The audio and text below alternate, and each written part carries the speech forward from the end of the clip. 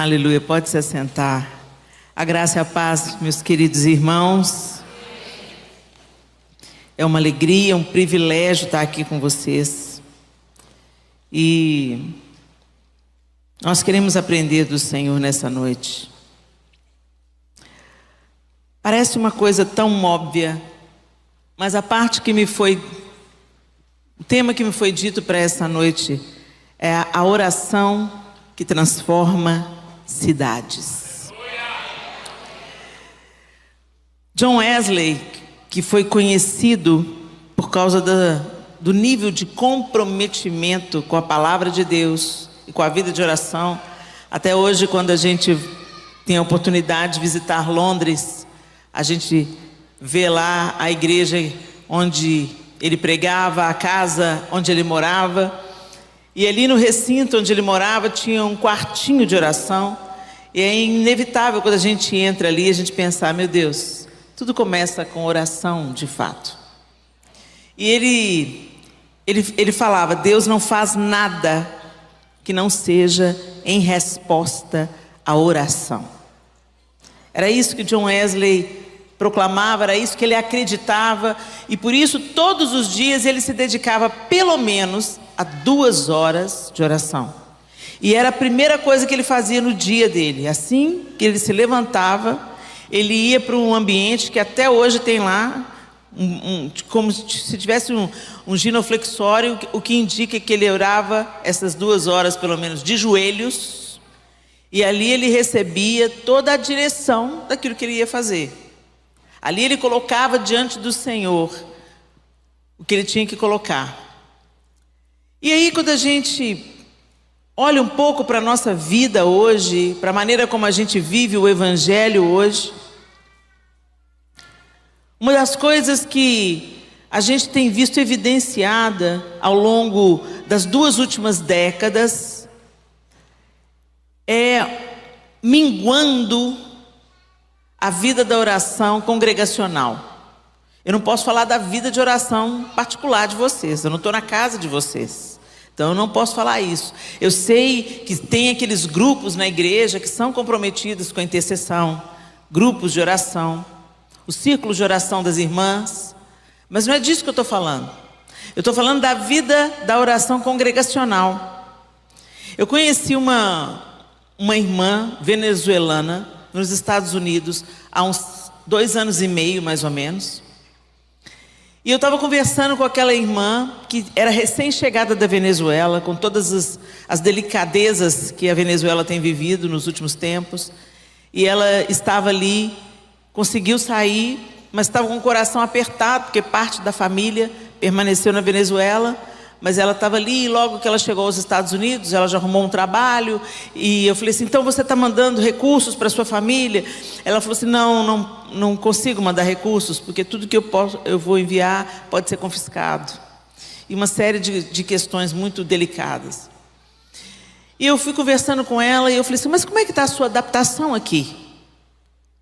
Ela falou assim, está tudo bem, as coisas aqui funcionam, eu logo consegui um emprego, estou conseguindo sustentar a nossa família, meus filhos, meu marido também conseguiu um emprego, estamos felizes, a não ser pelas coisas que a gente sabe que estão acontecendo no nosso país, que a gente gostaria que fosse diferente, mas sabemos que tem uma igreja lá que ora.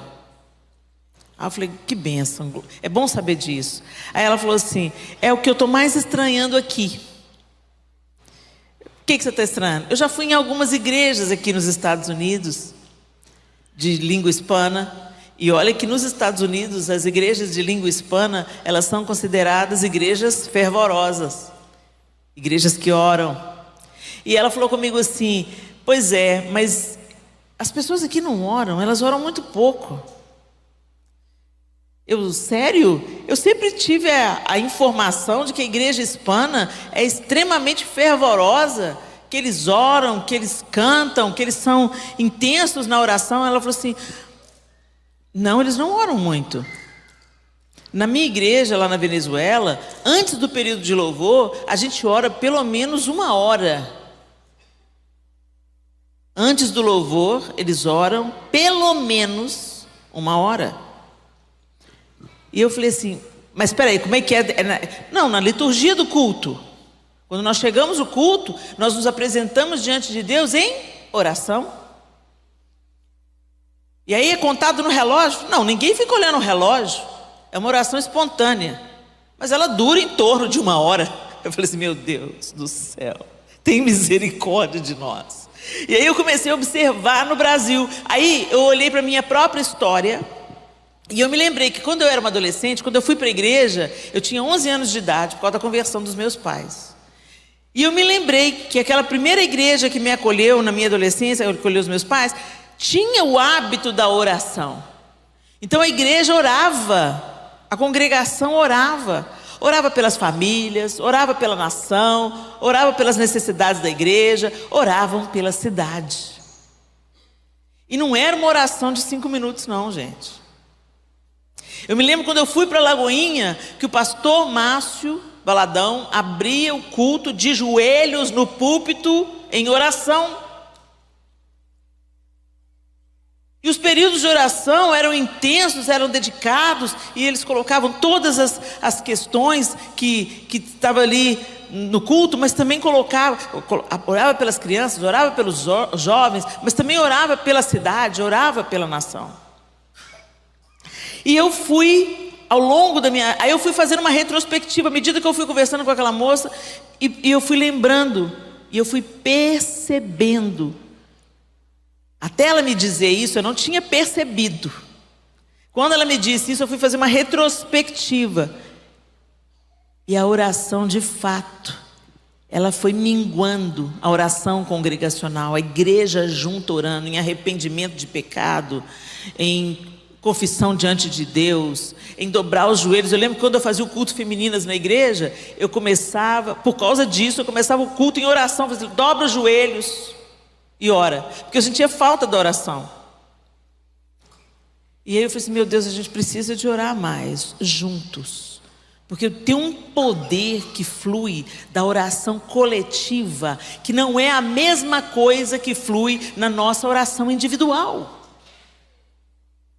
Não é à toa, gente, que em muitos ambientes de culto, e eu não estou falando isso para fazer uma crítica cruel, não. Eu estou falando isso como um chamado, um alerta, porque a casa do Senhor seria conhecida como casa de oração. Mas oração é o que menos acontece hoje nos nossos cultos. Se a gente pôr na balança o tempo que gasta com a palavra, o tempo que gasta com louvor e o tempo que gasta com oração, qual que é o menor tempo? Mas se a gente olhar para a palavra de Deus, para as ordenanças do Senhor, e para isso que o John Wesley falou, nós estamos equivocados. Se tudo é gerado em oração, se Deus está aguardando que a gente interaja com Ele através da oração, como é que está a nossa vida de oração, gente? E aí a gente olha para o cenário das nossas cidades. Eu não sei como é que está aqui, gente. Eu não conheço Petrolina. É a primeira vez que eu ponho os pés nessa terra bendita. E eu já tive tantas boas notícias aqui. Eu me alegro. Me alegro muito de saber o que Deus está fazendo aqui. Mas eu posso falar da minha cidade. Belo Horizonte foi conhecida como um celeiro de ministros para toda a nação. Saiu um clamor de adoração de Belo Horizonte, que mudou a maneira do Brasil até adorar. E isso não é sobre glória de homens, isso é por causa da graça de Deus e porque Ele escolheu. Não é mérito nenhum de Belo Horizonte, mas a graça de Deus que não explica o que faz. Mas tantos ministérios vieram tendo uma repercussão no Brasil. David Keelan, pastor Cirilo, Diante do Trono, Asas da Adoração. Tanta gente influenciou o Brasil. Dan Duque tinha uma escola de treinamento em Belo Horizonte, como ele ministrou a ministros, e como isso reverberou na nação toda. A nação toda cantou Preciso de Ti. Em arrependimento, preciso de ti, preciso do teu perdão. Os ajuntamentos que vieram, lindo, maravilhoso. Não existia carnaval em Belo Horizonte, o carnaval faliu em Belo Horizonte. Umas poucas coisinhas lá que não prosperavam, que não fazia nada. A cidade conhecida como uma cidade de adoradores. Vai lá hoje para ver. No último carnaval em Belo Horizonte, deu 5 milhões de pessoas de fora de Belo Horizonte que vieram pular carnaval em Belo Horizonte. Um lugar onde houve uma grande visitação de Deus, você pode ter certeza, Satanás vai querer meter o dedo dele lá. Agora, isso também nos alerta de algumas coisas. Porque Deus não perde poder, Deus não está medindo poder com Satanás. Mas quando nós não nos mantemos na torre de vigia e de intercessão, nosso coração se perde nas nossas próprias vaidades, no nosso próprio entendimento, e as nossas cidades vão sendo dizimadas. É a política. A política não é mais poderosa do que a igreja. Mas uma igreja alinhada com o coração de Deus. Uma igreja que se submete ao senhorio de Cristo. Uma igreja que não anda tentando fazer alianças de poder, mas que confia plenamente, unicamente, exclusivamente no poder do Espírito Santo. E, gente, nós precisamos despertar, ao invés de só ficar indignados. A gente fica indignado, mas não dobra o joelho, não ora. A gente fica indignado, mas sabe, aí tem uma necessidade, aí todo mundo se move em oração. Deus convocou a igreja: se o meu povo, que se chama pelo meu nome, se humilhar e orar e me buscar e se converter dos seus maus caminhos, eu ouvirei do céu, perdoarei os seus pecados e sararei a sua terra. A nossa terra não está sarada. A nossa terra não está sarada. Eu estou falando das estruturas de poder que estão privilegiando o mal. Liberação de porte de droga, isso é ruína para o país. Liberação de aborto, isso é ruína para o país. Como se não bastasse os pecados que a gente tem, outros acrescentados à nossa lista. E não é um problema deles, é um problema meu e seu.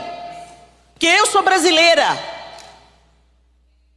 E é um problema que não é decidido pelo voto, é um problema que é decidido pela humilhação diante de Deus, em arrependimento dos nossos pecados, para que Ele mude a sorte das nossas cidades, mude a sorte da nossa nação. Não há esperança na política não, gente. Tanta gente boa que entra, chega lá, quer fazer o que é certo e não dá conta de fazer o que é certo, porque o esquema está armado desde que o Brasil foi descoberto.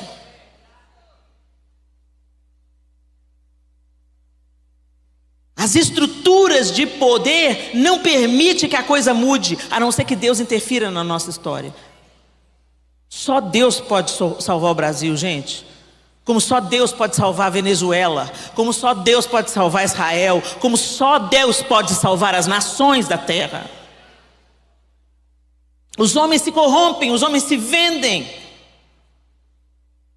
Os que querem atuar não conseguem atuar, são neutralizados pelos interesses de uma maioria.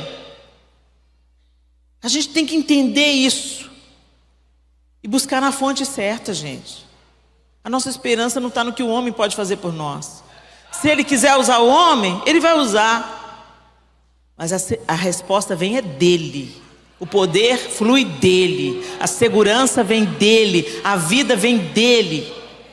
A restauração vem dele. Não vem de homem nenhum. Vem dele. O incorruptível. O indestrutível. O todo-poderoso. Todo ídolo vai ser destituído, mesmo que seja um ídolo bonzinho. O Senhor não divide a glória dele com ninguém, gente. Quando a gente olha para as Escrituras Sagradas, a oração devia ser o nosso estilo de vida. A oração devia fazer parte da nossa vida, e isso deveria se refletir no coletivo. Eu não sei como é que é a sua vida, eu não conheço cada um aqui. Mas o que eu sei é o seguinte: o que está reverberando no coletivo é um sinal do que está acontecendo no individual. Não tem jeito de você ter uma igreja toda inflamada com oração, comprometida com oração, com vida de oração, e isso não aparecer quando reúne. É impossível você impedir um incêndio quando está todo mundo em chamas. É impossível. E muitas vezes nós nos reunimos em oração, como a gente já viu aí, movimentos de oração no Brasil, por essa causa, e de maneira nenhuma eu estou desmerecendo esses movimentos. A gente tem que orar mesmo, alguém tem que começar. Só a gente que não pode parar, não. Porque não foi atendida a oração do jeito que a gente esperava, que tinha expectativa. Ok, então o que o Senhor quer nos falar com isso? O que Ele quer nos ensinar? Então tá bom, Senhor. Como é que a gente tem que orar então? Se o Senhor disse não para a nossa oração, estamos orando errado, né? Porque nós oramos e o Senhor falou não. Então nosso coração está pedindo uma coisa que o Senhor não quer dar. Então alinha o nosso coração ao teu coração. O que o Senhor quer fazer? Era para a gente continuar orando. Aliás, era para a gente orar mais. Quando a resposta de Deus vem contrária à nossa expectativa, sinal que a gente está radicalmente fora do prumo, fora do rumo, fora do propósito. Então a gente tem que se voltar para Ele ainda com mais intensidade. Senhor, então nos ensina, Espírito de Deus, o que o Senhor quer que a gente ore? Abra sua Bíblia comigo em Tiago. Tiago capítulo 4. Tiago 4, de 1 a 3.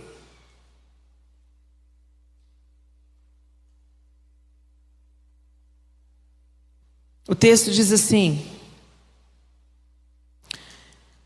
Tiago capítulo 4, do verso 1 ao verso 3. A minha versão é a NVT, a nova versão transformadora. De onde vêm as discussões e brigas em seu meio? Acaso não procedem dos prazeres que guerreiam dentro de vocês? Querem o que não têm e até matam para consegui-lo. Invejam o que os outros possuem. Lutam e fazem guerra para tomar deles. E, no entanto, não têm o que desejam porque não pedem. E quando pedem, não recebem, pois seus motivos são errados. Pedem apenas o que lhes dará prazer. Uau! Esse texto de Tiago é um saculejo. Quando a gente faz uma análise da nossa vida individual de oração, e se você for honesto com isso, você vai perceber que as nossas orações são bem egoístas. A gente ora pelas nossas necessidades, pelos nossos amigos, pelos nossos familiares. Pouquíssimas pessoas dedicam comprometido tempo de oração para a nação, para a igreja perseguida, para os povos não alcançados. Pouquíssimas pessoas focam em uma dessas questões que nada tem a ver com a gente. E não foi para isso que o Senhor nos chamou. O Senhor nos chamou para amar o que Ele ama.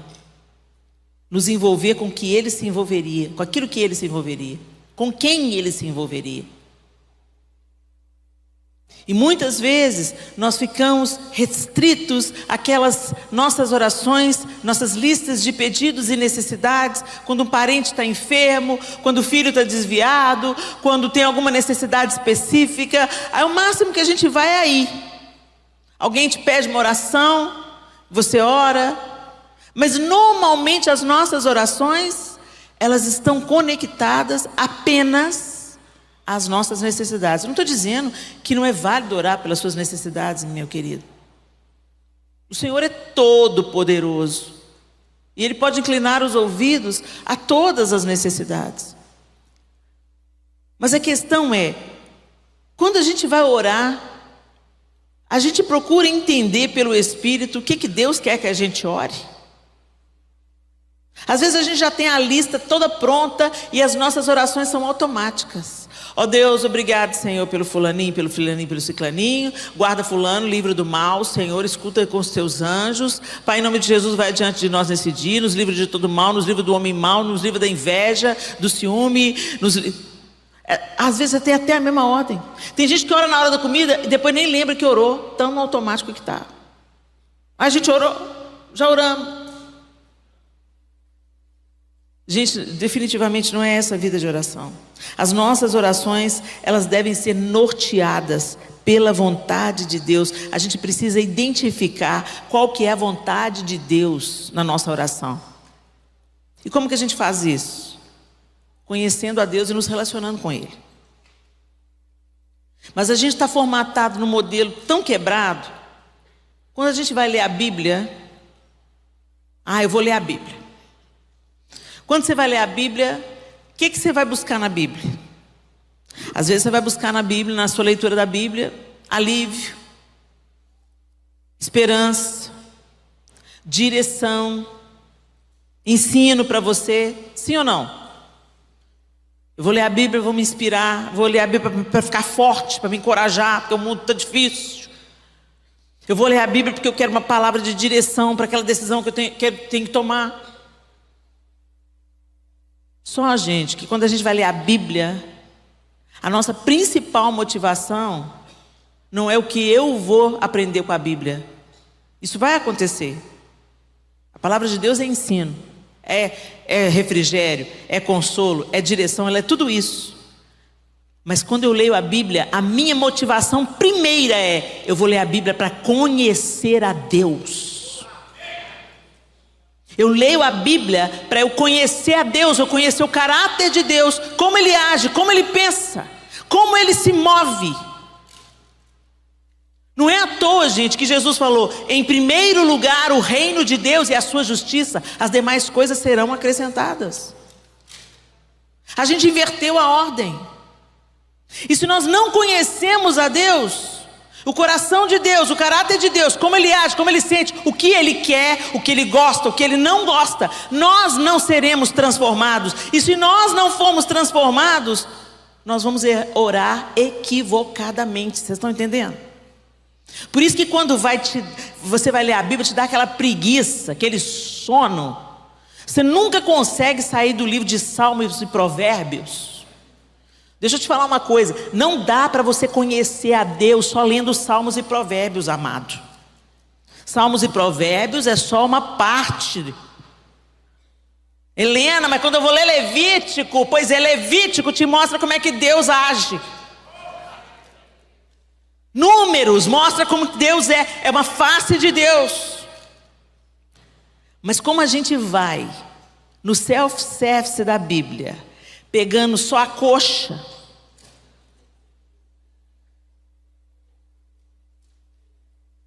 pega o pé, é lá que está o colágeno.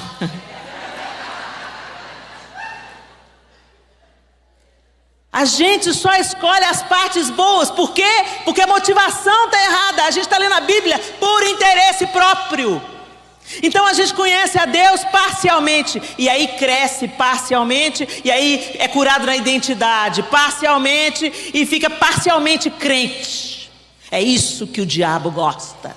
Um tanto de gente parcialmente crente, porque o parcialmente crente não ameaça o inferno.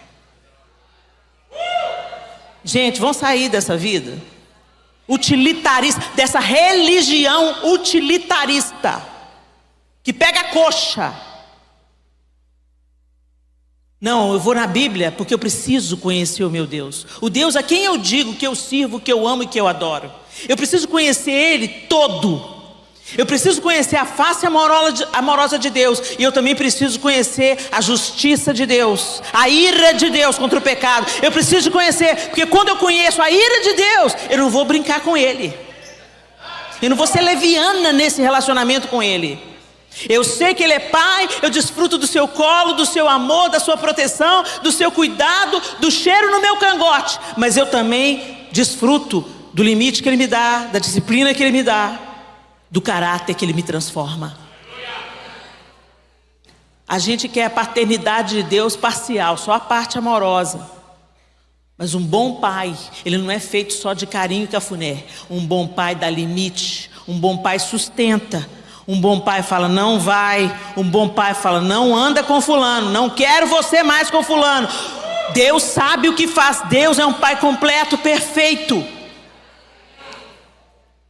E nós não desfrutamos plenamente de quem Ele é, porque a gente só se aproxima de Deus com uma visão utilitarista, querendo só as partes boas. Nós precisamos de conhecer a Deus, não apenas, e eu falo agora para mulheres, não apenas emocionalmente, nós somos muito emocionais. E isso é maravilhoso, amar a Deus com todo o seu coração. Mas continua lendo o verso, com todo o seu coração, com toda a sua alma e com todo o seu entendimento. Entendimento. E para você entender Deus, você tem que estudar Deus. Nós não temos entendimento, e eu quero te dizer, você não ama o que você não entende, o que você não conhece. Você pensa que ama, você não ama o que você não conhece. Você é só movido por emoção, isso é paixão. Isso é paixão. Você não conhece o cara, ele é lindo, né? Olho azul, olhou para você, baterista da igreja. Seu coração pulsou, nunca viu, não sabe nada sobre ele, mas está apaixonada. Agora só vai saber se ama mesmo quando conhecer a bisca. Não é assim? Às vezes é uma lindeza, quando você vai conhecendo, se você está cego pela paixão, vai se dar mal. É ou não é? Quanta história assim você já viu? Foi levado só pela paixão, mas às vezes a mãe que já tem uma experiência, conhece, já dá uma sacada. Não se mete com esse menino não. Mãe, é o amor da minha vida. Menina, não casa com esse menino não, você não conhece. Mãe, é o amor da minha vida, eu mudo ele, mãe. O resto da novela vocês já sabem. Por isso que é importante conhecer minimamente. Minimamente. Vê o amor da sua vida bravo uma vez na vida, para você ver como é que ele reage quando ele está furioso. Nós precisamos conhecer a Deus, queridos. Porque se a gente não conhecer o Senhor, nós não vamos orar de maneira adequada. Nós não vamos amá-lo adequadamente. Nosso amor não será firme e fiel. Será um amor vacilante. Eu amo a Deus quando Ele faz o que eu quero. Quando Ele não faz o que eu quero, faz igual um tanto de crente fez depois da eleição. Deus não me ama nada. Orei, jejuei, paguei um preço, estou saindo fora. Deus te ama, você que não ama Ele nada. Porque na hora que Ele te dá uma resposta diferente daquela que você queria, você sai fora. Você não ama Deus, você ama o Deus que você customizou. Não o Deus da Bíblia, o Deus que você imaginou na sua cabeça. Então, gente, para nós orarmos de uma maneira adequada, nós precisamos de conhecer o coração de Deus. E você conhece o coração de Deus através das Escrituras. Aqui você vê como Jesus se relacionava com as crianças. Os discípulos estavam preocupados com o barulho dos meninos, com a bagunça dos meninos, e queriam impedir que as crianças chegassem até Jesus. Ele, não. Não as impeçais, delas é o reino. E quantas vezes, quando nós não nos posicionamos, quando nós não alinhamos o nosso coração ao coração de Deus, nós impedimos, com a nossa omissão, com a nossa preguiça, com a nossa negligência, nós impedimos que crianças tenham um encontro transformador com Jesus e sejam protegidas pela mão dele.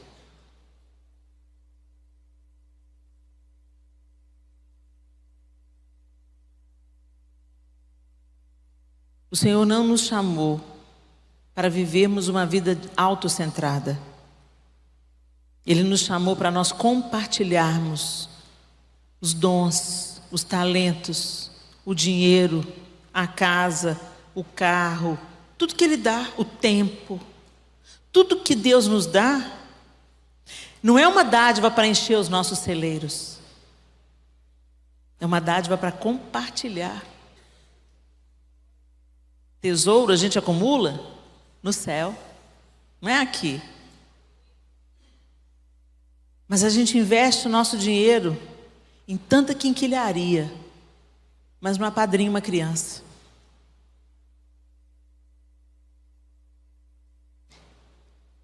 Eu me envolvi com uma ONG que tem um trabalho no Níger, um dos países mais pobres do mundo. As crianças em estado de extrema desnutrição. Mas uma mulher, uma jovem, quando ela foi, ela era solteira. Deu a vida, está dando a vida pelo Níger. Hoje ela é casada com um nigerino.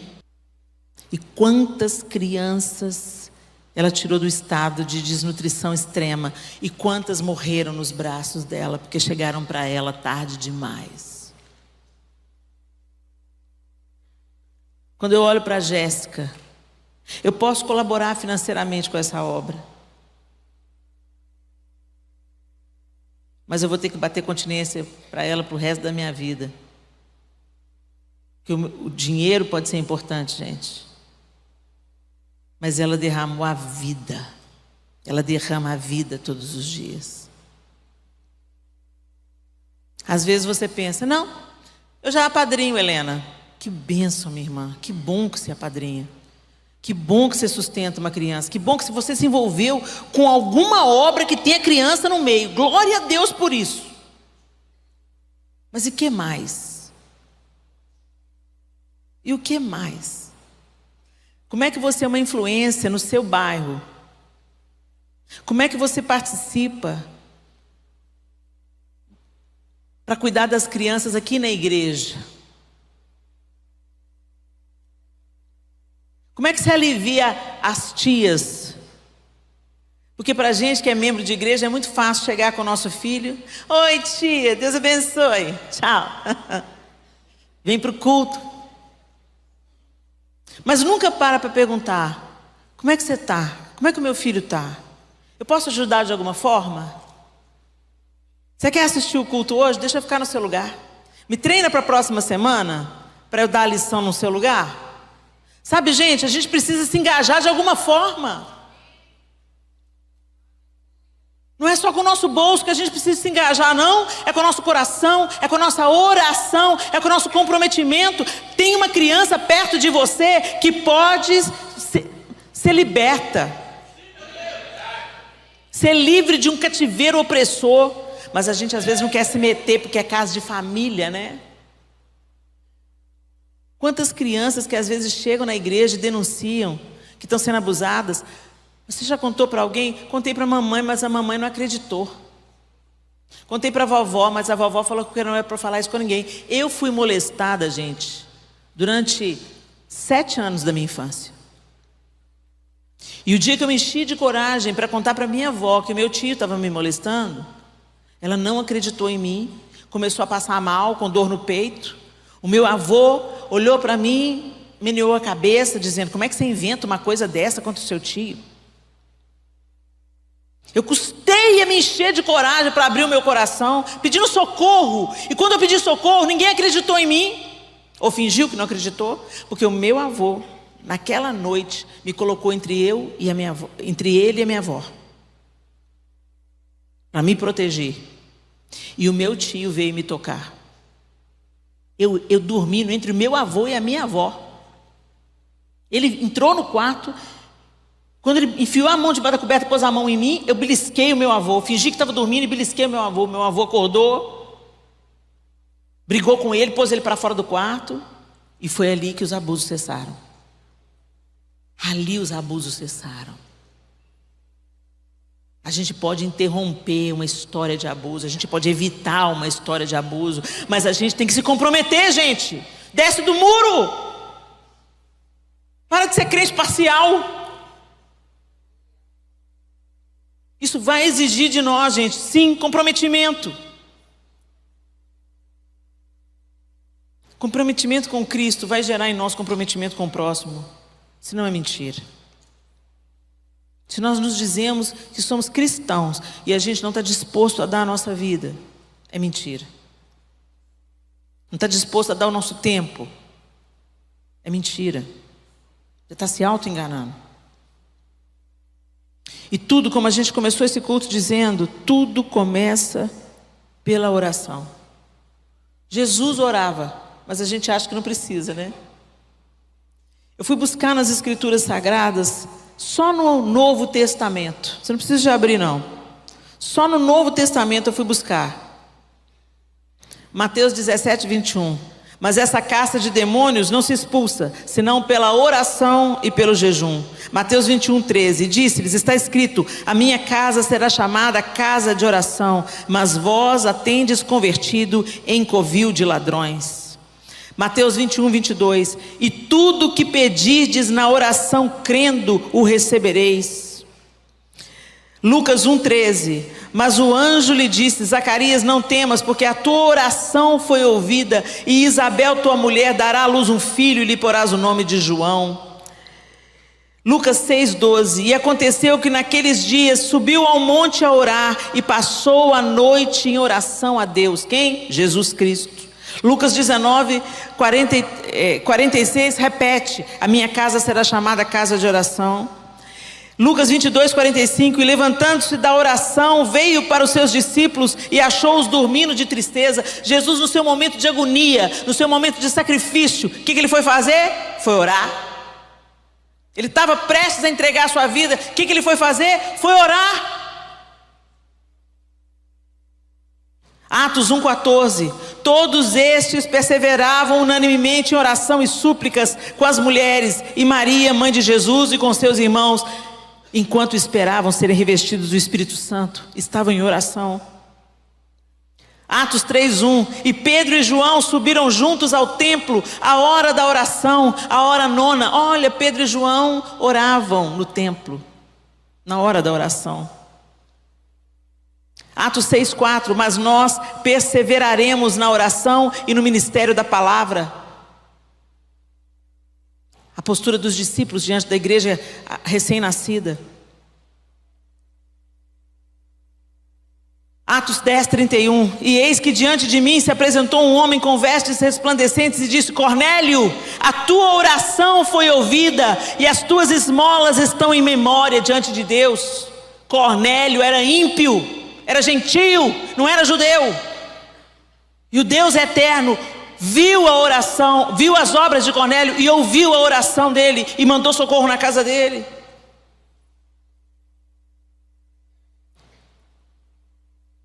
Atos 16:16. E aconteceu que indo nós à oração, nos saiu ao encontro uma jovem que tinha espírito de adivinhação, a qual adivinhando dava grande lucro aos seus senhores. O apóstolo Paulo orava, e indo à oração, olha, ele estava indo orar.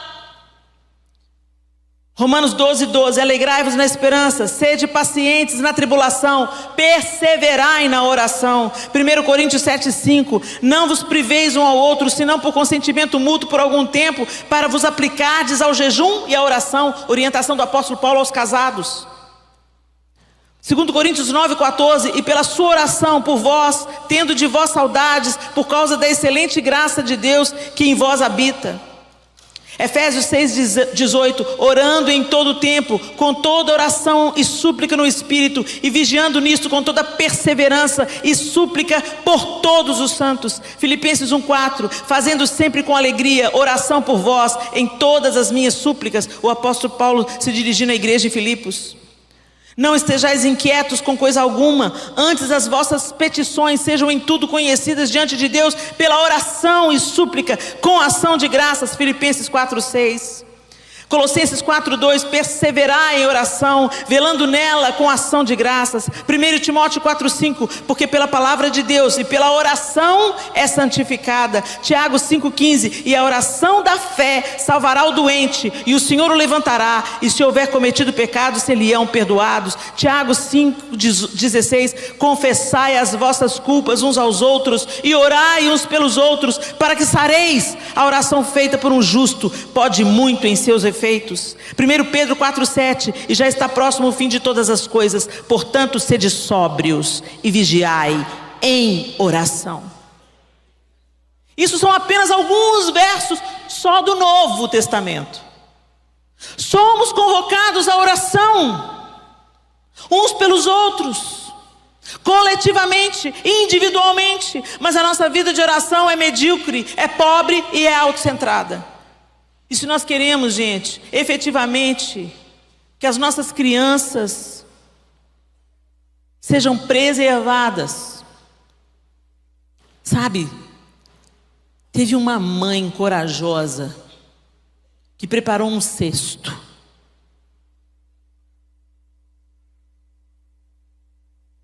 E tapou as brechas com betume. E entregou um menino nas margens do rio Nilo aos cuidados de Deus. E Deus fez com que aquela criança, o libertador que ele tinha preparado para o povo hebreu no Egito, fosse encontrado pela filha de Faraó. A ação foi de Deus. A filha de Faraó foi levada ali pela mão de Deus, mas teve a ação de Joquebede. Ela preparou o cesto, ela passou betume, e ela confiou no Senhor. A oração é o nosso cesto, gente. Começa com a oração. Nós precisamos de voltar a gerar um ambiente de oração nas nossas igrejas, orando pelas nossas cidades, orando pelas nossas crianças, orando para que o Senhor intervenha com poder e graça, para que Satanás não saqueie a cidade. Nós precisamos de usufruir desse poder maravilhoso, dessa arma poderosa que foi entregue para o povo de Deus. Nós somos armados e perigosos, mas não manejamos a arma, ela fica só embanhada. A oração é uma arma ofensiva no reino do Espírito. A promessa é que as portas do inferno não prevalecerão contra a igreja, mas a igreja tem que orar, a igreja tem que agir. Porta é arma de defesa, não é arma de ataque. Isso significa que se as portas não prevalecerão, é porque a igreja está atacando. E como que a igreja investe contra o inferno? Orando, é de joelhos, gente. Não é gritando para demônio, marchando, não. É orando, pôr a boca no pó, se arrependendo dos pecados, pedindo a Deus: Deus, seja propício a nós, tem misericórdia de nós. Nós não merecemos nada não, Senhor. Nós somos pecadores, nós somos limitados como nação, mas o Senhor é grande em misericórdia e amor, e nós te pedimos: perdoa os pecados da igreja, perdoa os pecados da nossa cidade, perdoa os pecados dos políticos, perdoa o nosso pecado, Senhor, e muda a sorte da nossa nação. Muda a sorte das nossas crianças, Senhor. Quando você pensa quantas crianças estão sendo molestadas, e essa coisa, gente, não está fora da igreja, você sabe disso.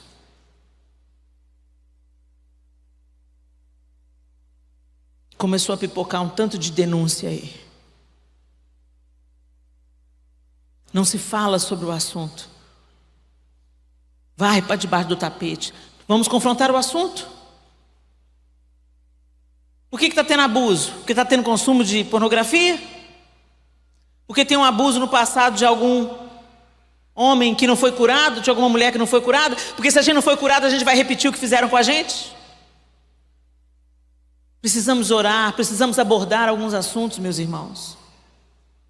E precisamos de cultivar esse ambiente de oração que a gente quer ver refletido na reunião dos santos dentro do nosso quarto. Entra no teu quarto, fecha a tua porta e fala com o teu Deus que te vê em secreto. E o teu Pai que te vê em secreto te recompensará. Está tudo aqui. O Senhor veio, o Senhor reconstruiu o caminho, Ele enviou Jesus, que abriu um novo caminho de acesso a Deus. Você não precisa agora de um sumo sacerdote para você chegar a Deus. O sumo sacerdote é Jesus. Você tem livre acesso a Deus, você pode falar com Ele a hora que você quiser. Sem cerimônia, sem marcar audiência. Mas entra na presença dEle com toda reverência e vai conhecê-lo, para que o seu coração seja moldado, a fim de que você ore aquilo que já está no coração dEle. Deus quer compartilhar com o nosso coração o que está no coração dEle. Não é só com a pastora Simeia que Ele quer fazer isso não, gente. É com cada um de nós. Não é só com o pastor dessa casa, não. A gente tem que parar de transferir responsabilidade para lideranças. As lideranças são muito importantes, mas elas deveriam nos inspirar e não nos acomodar. Tem uma conta que eu vou prestar diante de Deus, pessoalmente. Helena, o que você fez com o que eu te dei?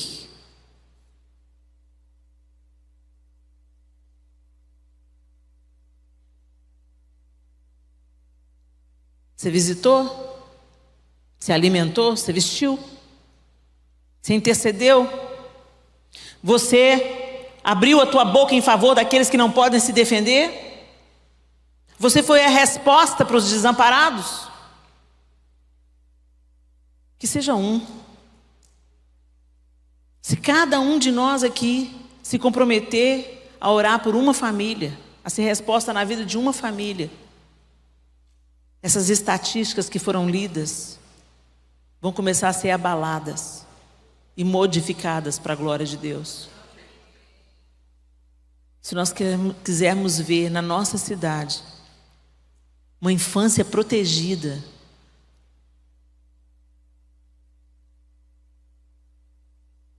nós precisamos de nos envolver em oração. Mas antes de nos envolver em oração, nós precisamos de nos envolver com o próprio Deus, para deixarmos de orar orações autocentradas e egoístas. Em primeiro lugar, o reino e a vontade de Deus. As demais coisas serão acrescentadas. Feche os seus olhos.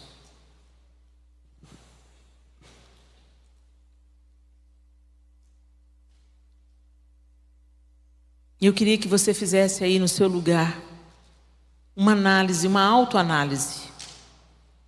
Eu não conheço você, mas o Espírito Santo conhece. Conhece cada um de nós aqui. Ele sabe das nossas fraquezas, limites, faltas. E a gente empreende tanta energia e paixão para defender homem, sistemas, governos, opiniões. E o Senhor está nos chamando para empreender toda essa paixão, para conhecê-lo e para fazê-lo conhecido. Para gerarmos com os nossos joelhos o que Deus quer trazer sobre o Brasil, o que Deus quer trazer sobre Petrolina. Helena, mas Deus já tem abençoado Petrolina. Bendito seja Deus. Bendito seja Deus. Mas como uma moradora de uma cidade que já foi muito abençoada, eu te digo, continue na torre de vigia. Continue no lugar da oração. Continue orando pelas igrejas em Petrolina, pelo povo de Deus em Petrolina. Que a igreja seja fortalecida, avivada. Que as mesquinharias não existam, que as competições acabem, que a unidade venha.